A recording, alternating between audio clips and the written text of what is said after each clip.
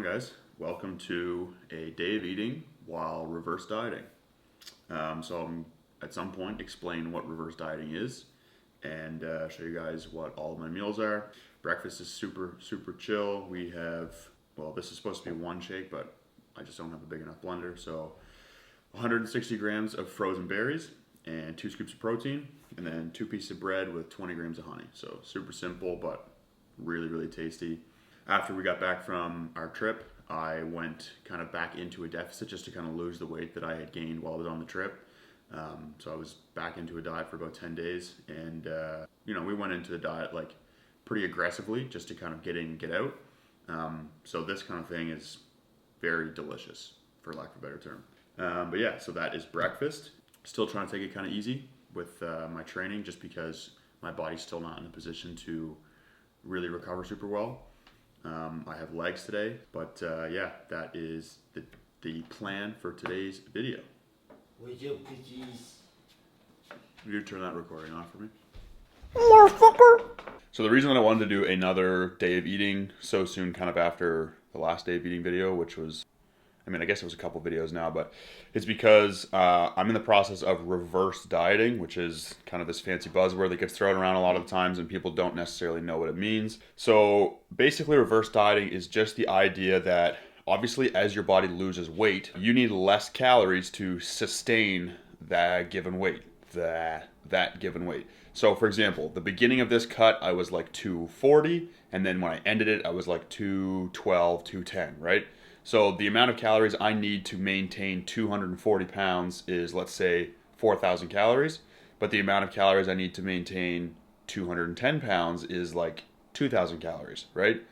So once you get down to 2,000 calories to maintain the 210 pound body weight, you can't just go back to eating what you were eating at 240 pounds, because that's going to be a 2,000 calorie surplus, which obviously is going to result in a lot of unnecessary fat gain.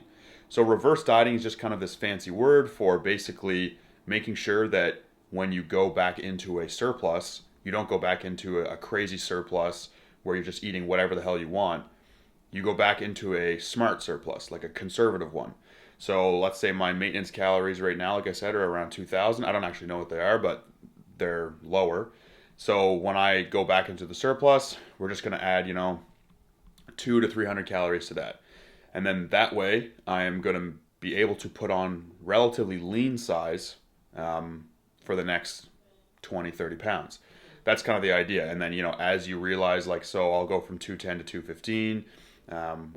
As you guys saw, I'm not 215. I'm 217 this morning, 216.8. So I'll go from that to 220, and then I'll probably need to up my calories just a little bit more. So basically, it's just the process of making sure that you don't put on a bunch of unnecessary fat, and you're just being intelligent about bulking.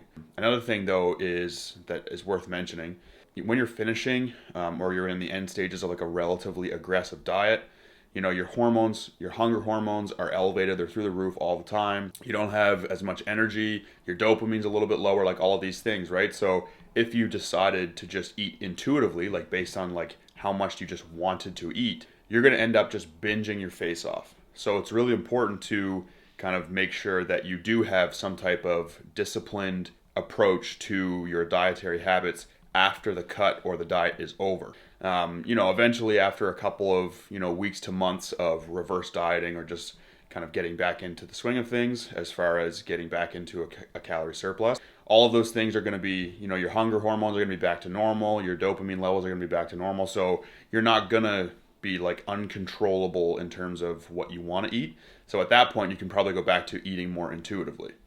But yeah, I just wanted to kind of explain what reverse dieting is, because like I said, it's kind of like a fancy buzzword that's thrown around a lot of the time, and people don't necessarily know what it means. So that is what I'm doing today. That is what I'm doing right now. I think another thing that's worth mentioning too is the fact that reverse dieting is really appropriate for people who finish a diet, like just kind of like, recreational lifters or people who just want to improve how they look. So for people like that who finish a diet, I think a reverse diet approach is really good. But for people who get stage lean, that's really hard on your body. And when you're like less than 10% body fat, less than 12% body fat, it's really, your body's not in a very productive state. So when you want to put on muscle and you want to recover well from your lifts, like the off-season type of, the type of things that are associated with the off-season, you want to make sure that your body is in a state where it is actually going to be like very productive in terms of how well it can recover from training and to like progress, right? And how well you can put on muscle. So for those of you who finish, your contest prep and your body fat is like really, really low and you're like 6% body fat, you're eating like, 1,500 calories, like extremely low caloric intake. I don't think the reverse diet is appropriate for people in that position. If you get super, super lean and you diet really, really hard, you want to get out of that situation as fast as possible. You don't want to binge, but you want to get out of that situation as fast as possible. And I think that is, for those people, you should probably eat, a relatively substantial surplus, which is going to be nice because that's what you're going to want to do, and put on like, 10 to 15 pounds in like, 3 to 4 weeks to get you from, 6-7% body fat back up to like a healthy, more productive body composition around, 13, 14, 15% body fat. So you guys saw a little bit of my morning routine there. Well, I'll just give you kind of like an explanation of what the hell I was doing. So generally I'll wake up. Luckily, I can just kind of wake up whenever I naturally do. Then I use the bathroom and weigh myself. I always weigh myself after I pee and before number 2. You want to be consistent with how and when you weigh yourself so that the variables affecting your weight are always going to be the same. And then after that, I've been lately trying to be really good at getting sunlight or daylight into my eyes in the morning. So if any of you are or not familiar with him, Dr. Andrew Huberman is a neuroscientist and ophthalmologist out of Stanford Medicine. He runs the Huberman Lab podcast, and I'm a big fan of the podcast. Neuroscience is extremely interesting, and it's relevant to everybody just because, dopamine, serotonin, adrenaline, all those things, that's what makes everybody tick. You know what I mean? Like that is what everyone relies on, those neuromodulators and those neurotransmitters and hormones to function and to feel good and stuff like that. So I really like his content just because it kind of helps me understand and then therefore optimize like how I'm feeling and my productivity and stuff. So one of the things that he always says is within 60 minutes of waking up, so within an hour after waking up, get outside and get 10 to 30 minutes of sunlight just in your eyes. Now that doesn't mean like go stare at the sun like a lunatic, but just like go outside so that all of the daylight, all the photons that are in the air, for lack of a better term, from the sun can get into your eyes, and because they're going to get in your eyes even if you're not looking at the sun. Like there's just photons outside. So get outside, the photons get in your eyes, and then there's cells in your eyes that basically register the presence of those photons, and it basically sets your circadian rhythm. And if your circadian rhythm, if all the clocks that make up your circadian rhythm of all the cells in your body, if they're all on the same page, which getting sunlight in the morning will help them all be on the same page, then your body, your mental state, everything's just going to run that much more efficiently. And it's also going to help you fall asleep at night better. So it's kind of like in a good way, it's like a snowball effect. So every morning I try to, within the first hour of waking up, I try to get outside and just stand there for 10 minutes, I'll listen to a podcast or whatever. It wasn't very sunny today, but it's still, in terms of the like amount of photons, it's still a lot brighter outside than it is if I were to just like hang out inside with all the lights on. So that's why I was standing out on my balcony like a weirdo. Then after that, I eat my breakfast, and pretty much, within a couple minutes after eating my breakfast, I'll just go for like a 10-15 minute loop, walk outside just to kind of get some steps. I still do have a step count, so that's kind of what I've been doing right now. These last couple of days, come back, do a little bit of work, and then I'll be showing you guys my pre-workout meal, eat that, get ready to go to the gym, and we're going to hit legs.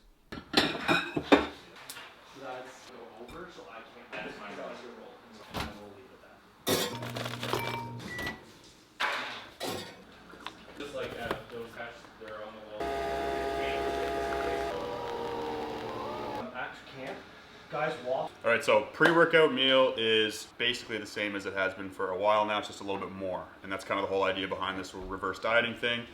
Instead of 100 grams of rice, we have 200 grams of rice, 150 grams of chicken. We, again, always want to have protein with our meals, but We don't want to have a ton of protein right before we train just because protein takes a little bit longer to digest. So only 150 grams of chicken instead of the usual 200.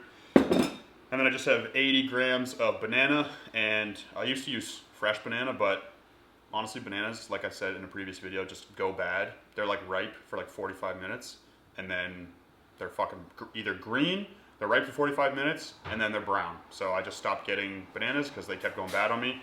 So now I just have frozen bananas I just throw in the microwave, and honestly, like, I prefer it. And then I'm also supposed to have 25 grams of carrot, which is basically just like a bite of carrot, but I usually just kind of save that for after the workout. And then I just finished a caffeine detox, so I'm not taking any pre right now with stims in it. So I just have 2 coffees per day. I have 1 Nespresso coffee in the morning and then 1 right before I train. And if you aren't on the Nespresso coffee wave, you are fucking missing out. It is the best coffee I've ever had, and it's in my own kitchen. So hop on that wave. Anyway, pre-workout meal, about to go hit legs, like I said, and I'll see you guys at the gym. I got my winter tires in the back. They've just been chilling there for like 2 weeks because I'm too lazy to take them out, and I have an appointment here to get them bitches put on soon. And I bought air fresheners. She ain't much, but she does the job. I think Crush is probably one of my favorite flavors. And to be honest, like, it's like Orange Crush is kind of like an overdone flavor, which is why I'm not usually an Orange Crush guy. Like, obviously it tastes good, you know what I mean? Like an Orange Crush or an Orange Fanta, like those hit. But like, I don't know, I think it's one of Gorilla's most accurate flavors, and so it really does taste like Orange Crush, or as close to it as you're gonna get with a pre. That gives it extra points. Anyway, I wanted to kind of just briefly touch on the fact that, like, I'm aware that my videos sometimes, like my workouts, kind of always seem to be the same. And that's for 2 reasons. The first reason is that there's only so many gyms that I'm allowed to film at around here. So I tend to train between 1 of 2 gyms, and only one of the 2 gyms that I train at allows me to film. So that automatically kind of cuts down the different workouts that you guys will see me do, because I run a legs push-pull split, and I have legs A, push A, pull A, and then I have a B version of each workout. And if you actually want to know specifically what my split is, it's legs, rest, push, pull, rest, and then legs B, rest, push B, pull B, rest. So that's my split. So I have 6 different workouts, but generally you guys will only see like 3 of those 6 because I do 3 of them at one gym and 3 of them at another. Sometimes I'll do 4 of the workouts at one gym and 2 at the other. That being said, like, I could kind of go back and forth between deciding whether or not I should freeball my workouts a little bit more so that there's more kind of like stuff is changing for you guys, keeps things interesting, or like keeping things more consistent for the sake of optimizing progress. So that's kind of like the thing that I find is a little bit different with me and like other influencers, is like other influencers, I don't know if they just don't care or they don't know better, but like a lot of their workouts will be like, you know, their push day is kind of different every single day. You know what I mean? Like, they might have 1 to 2 exercises that are the same, but if they have 8 exercises in their push workout, only 2 of them are always the same, and then the last 6 or whatever are like different depending on how they feel. But that's not how you make progress. Like, that's not how you optimize progress, I should say. And for me, like, I'm not one of those people who can make really good progress by just kind of changing things up all the time. You have to give your body a constant, consistent stimulus in order for it to receive that signal and adapt to that signal. You know what I mean? So it's like, if you're always changing things up, your body's always getting slightly different signals. And while each workout is going to be a growth stimulus, it is going to be more effective for 2 reasons for you to use the same workout every single time for a long period of time. The first reason is that, like I said, you have to give your body the chance to adapt. So like, if I want to get a big upper chest, I need to train upper chest with the first 1 to 2 workouts of my push day for a long time, for my body to basically kind of get the message like, yo, we want a big upper chest, start growing that. You know what I mean? And if you're always switching things up, then your body's always going to be getting these slightly different signals as to where it needs to create adaptation.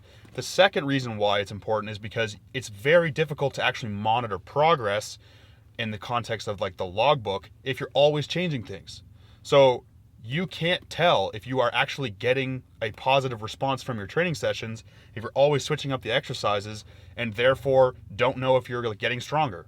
Like, if I always start my push workout with incline dumbbell press, and, you know, over 8 weeks I see my incline dumbbell press go from 90s to 110s, I'm not that strong, then I know I'm making progress. Even if I don't necessarily see the progress, I know that positive adaptation is happening. The problem is if you're going in, you're like, no, you know what? Today I feel like starting with a fly and getting some blood in the muscle and all this bro science bullshit. Then when you go to do your incline press, you might be, 5 pounds weaker than you were last week, but you're actually still making progress, but you don't know.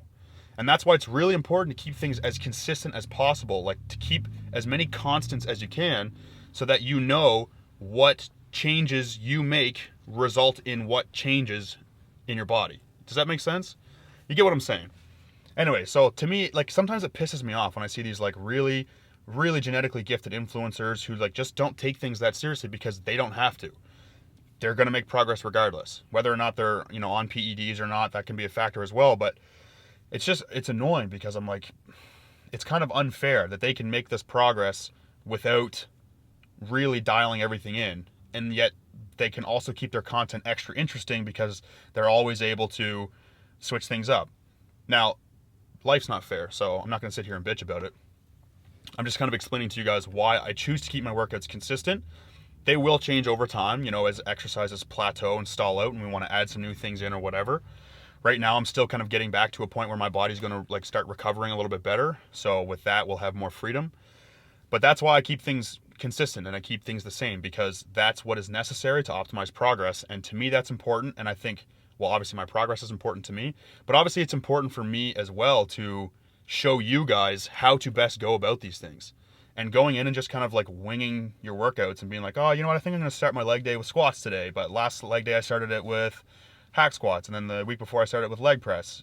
And the week before I started with leg extensions. Like, that's not how you optimize progress. And it irritates me to see these people who are very influential in the industry and very influential to other like younger kids who are trying to learn how to train and stuff and make progress, not taking their workout seriously and or just not knowing enough and sharing their perspective that is just misinformed. So that's why I decide to keep my workouts consistent. And that's why you guys are going to see a lot of these same workouts over and over and over again. Hopefully with more and more weight with each video, you know what I mean? Because that's the whole point. But all right, that's enough of my pre-workout rant. Time to go fucking smash legs. Code Evan.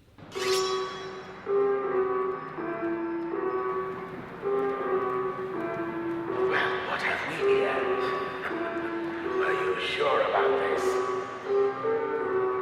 I was once grateful to you, but if this is our fate, so be it. You leave me. I woke up, I chose violence, choke up. These bitches silent, get fucked, nowhere to hide and no luck. I must oblige, I came to bludgeon all you pussies. You can call it what you want. I've been feeling kinda manic, I might kill them just for fun. Collecting heads, think you're better off dead. I could lie and say it isn't personal, I'm seeing red. You're the target, I'm the missile. Don't worry, they won't miss you. I think I got some problems, turning nothing to an issue. Now I solve it with my... I popped off, it's been a little boring. All my enemies are hiding out, it gets annoying. Guess I gotta sniff them out, I'm searching till the morning. Finally found a prey, okay, so now's a... I'm such a good girl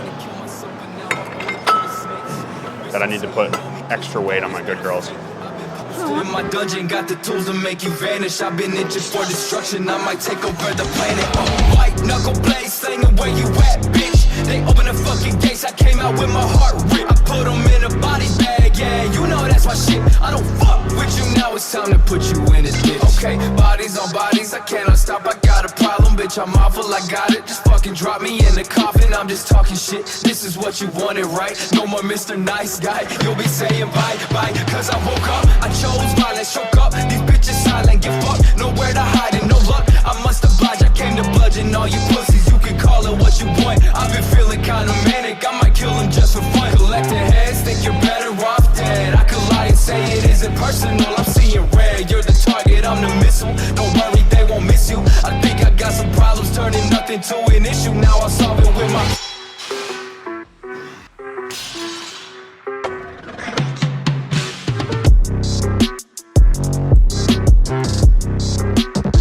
Alrighty, so that was the heavy compound for the day. It's supposed to be 7 to 9 reps, but right now I'm really trying to keep my training like very conservative. So I don't know, I probably could have pushed harder and gotten to the 7 to 9 rep range, but I wanted to stay at what felt to be hard, like difficult, but like not, super taxing. Just because I'm at the point right now where like if I go too hard on like a compound movement, I'm literally just fucked after. Like I feel like hungover the next day, the next couple days. I just dig myself such a deep fatigue hole that I feel awful afterwards. So most people are not like that, but because I seem to be genetically kind of susceptible to that, also I really know how to train hard, and because I just finished a diet, all of those things are factors. So decided to cap it. That was 405 for 6 at like RPE probably 7. You know, I probably could have got 2 more, maybe 3. But now we have lying hamstring curls for training the hamstring in the shortened position, which everybody else trains lengthened. And then I've got some quad stuff, get a nice juicy quad pump. All right, lying hamstring curls, arguably my least favorite leg exercise.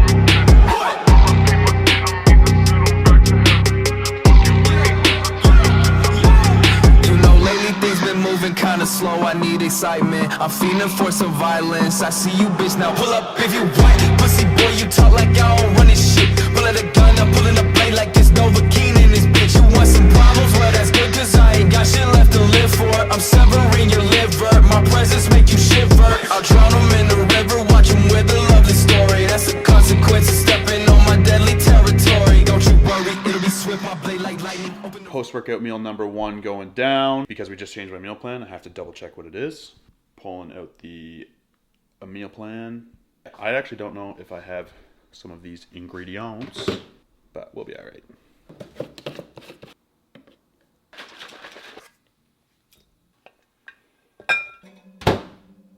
So this OPR at like 405, like fucking.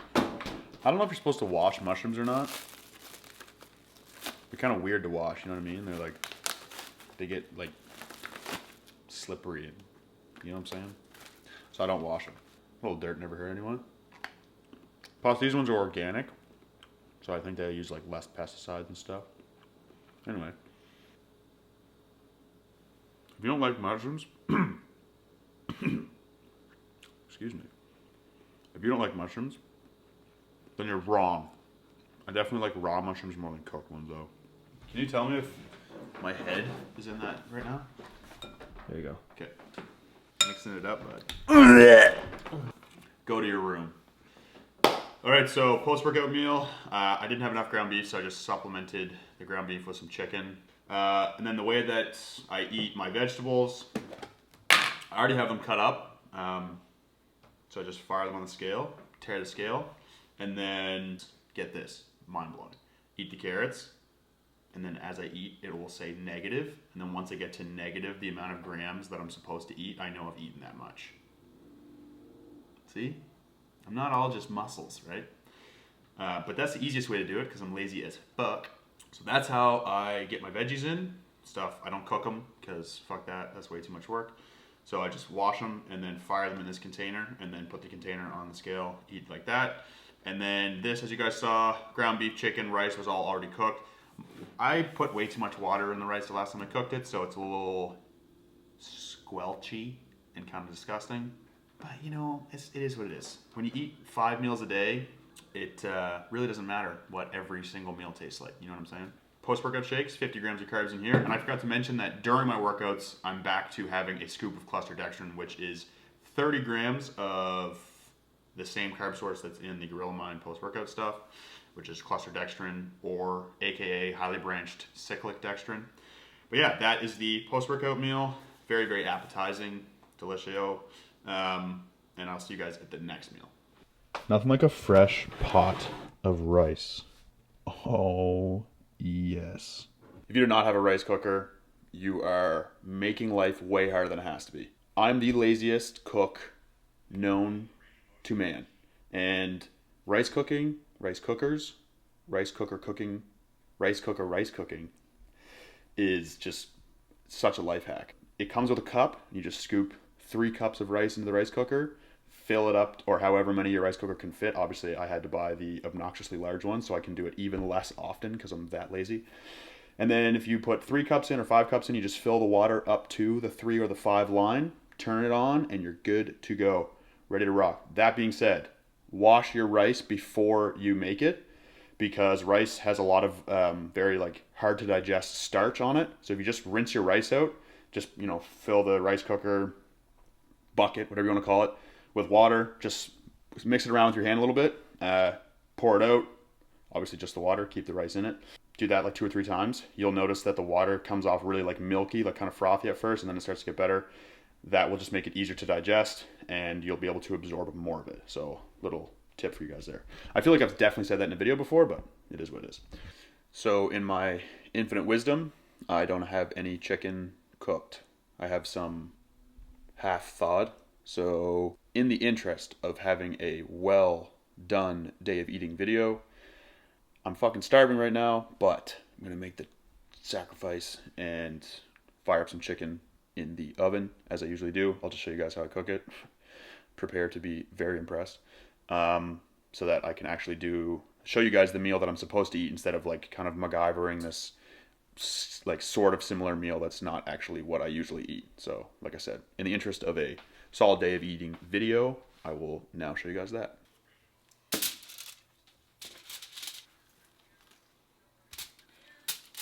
It's like Tetris.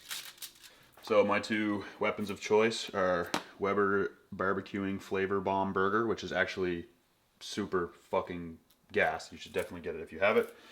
And then I just pretty much put garlic salt on everything. To be honest, I put both of these on everything, so. Whoa. So usually I do 420 degrees for 24 minutes. But these are kind of half frozen still, and I'm hungry, so we're gonna put it on 435 for 25 minutes. Should make a massive difference. We'll see how it goes. All right, moment of truth to see if I know what the fuck I'm doing in the kitchen. I do not. Fuck. Back in they go. I'm hungry. I'm gonna eat now. We have 200 grams of freshly cooked rice, 200 grams of freshly cooked chicken, as you guys just saw me whip up in the kitchen, throwing down in the kitchen. Then I have a 1 slice of Rubenschlager sourdough multigrain sesame bread. Good stuff. G. Hughes low sugar barbecue sauce. G. Hughes the goat. G. Hughes the goat. G. Hughes the goat. Soda Stream ginger ale because I got thirsty. We have a Soda Stream because we're bougie like that. And then back at it again with the assorted / just 2 vegetables cut up in a container. Which I'm just going to do the same thing again. I forgot the scale this time, but I'm going to grab the scale, fire the scale under here, and then just eat 40 grams of peppers and 40 grams of carrots. And that is post-workout meal number 2, and that is meal 4 of the debatably world's laziest day of eating. I'm your guy for lazy eats that meet micro and macronutrient requirements. Gang. So we're whipping up the last meal of the day. It's 20 after 11, and I took my Gorilla Dream like an hour and a half ago probably, so I'll be zooted off that dream. Last meal of the day is 1 whole egg, a bunch of egg whites, frozen kale, 3 pieces of bread, honey, peanut butter, and Greek yogurt protein, casein protein mixture. That I'll show you guys how I make, because it's kind of like my go-to now for like right before bed. Super lean, basically just pure protein, and it's all casein protein. So it's all going to synthesize kind of like throughout the night. So we make extra gains overnight, theoretically. Because the protein that comes from the Greek yogurt, like all protein from dairy is casein protein. So that stuff digests like casein protein does, slower. So it's kind of like a prolonged digestion / absorption. And then obviously I mix casein protein powder in there. So it's just more casein protein. I don't know how many times I just said casein protein. So Gorilla Mind doesn't make just pure casein protein. The protein powder from Gorilla is like a blend, which is ideal in every other context. And to be honest, if I could only get one type of protein powder, it would be that, just because if you have a blend, then it's kind of more versatile. So it's better for, post-workout, but you can also use it for what I'm about to use this for. But because, I'm trying to optimize things, I'd prefer to use a pure casein protein powder. So that's why I have this My Protein casein, just because I wanted, again, a pure casein protein powder. So I could, and sometimes do, use the Gorilla Mind protein, but generally, just because it's going to be right before bed and I'm also having the eggs, it just makes sense to have a pure casein as opposed to a blend, because theoretically, if I were to eat protein powder that was isolate, concentrate, and caseinate, then some of that is going to synthesize or be digested at the same time as the protein that's going to be in the eggs. And so that would be too much kind of digesting around the same time. So a lot of it would probably get wasted, which is why if we do casein, it'll just kind of separate when this protein from this yogurt concoction I'm going to make will be digested and absorbed, and when the protein from the eggs is going to be digested and absorbed. So that's why I'm not using Gorilla Mind protein for this, but you definitely can, and if you do, you definitely can use my code Evan to save money on it.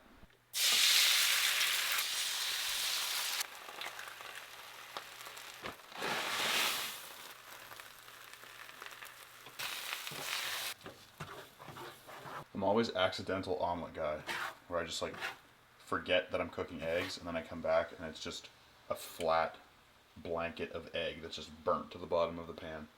It's one of my many talents.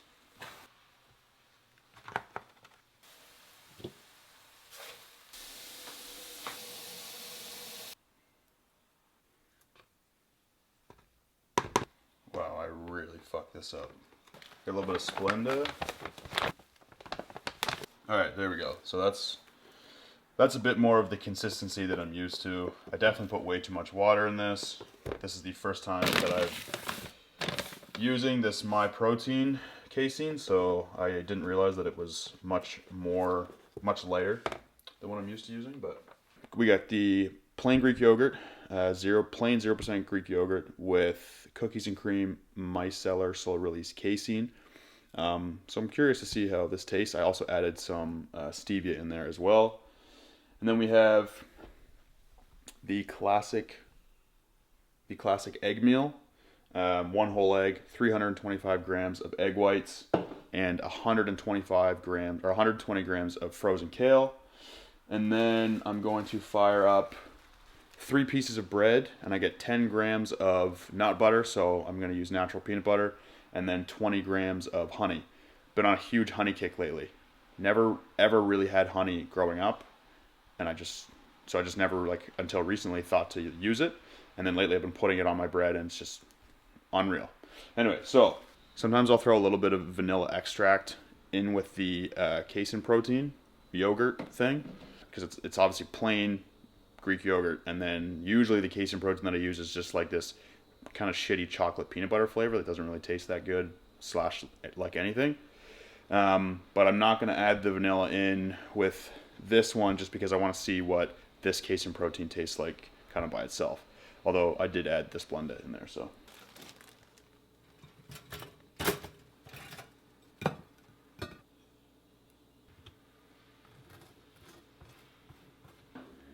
So the final meal of today's extremely lazy reverse diet day of eating. So we've got 325 grams of egg whites, 1 whole egg, 120 grams of frozen kale, 2 scoops of casein protein powder, and 200 grams of zero fat plain Greek yogurt.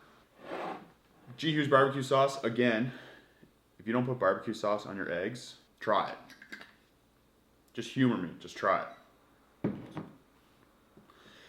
And then we have 3 pieces of bread, 1 piece of not toasted bread, and then 2 pieces of toast, 10 grams of natural peanut butter, and 20 grams of honey. And that is it. That is the post-workout meal. It is not the post-workout meal. That is the last meal of the day. This I've had before, as you all know many times. This, I want to just try it. Give it a little taste test. So this is the My Protein Cookies and Cream Casein Protein. Bit of extra stevia.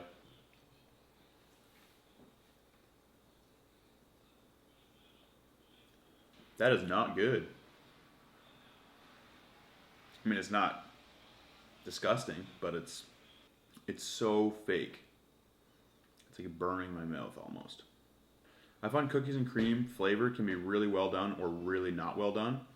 Now, in My Protein's defense, I don't know if I ruined the flavor of this protein powder by trying to mix it with stevia and water and a bunch of Greek yogurt, but this isn't very good.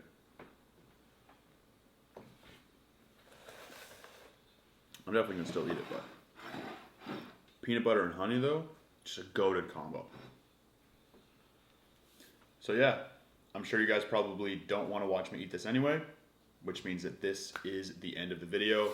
I hope you learned something a little bit about reverse dieting or being extremely lazy but efficient with cooking or prepping food. As always, thank you guys for watching. Feel free to comment, like, subscribe, any of the above. All of your guys' support helps me a ton, especially on YouTube, because I'm still very much in the beginning stages of growing on this platform. And yeah, I will see you guys in the next video.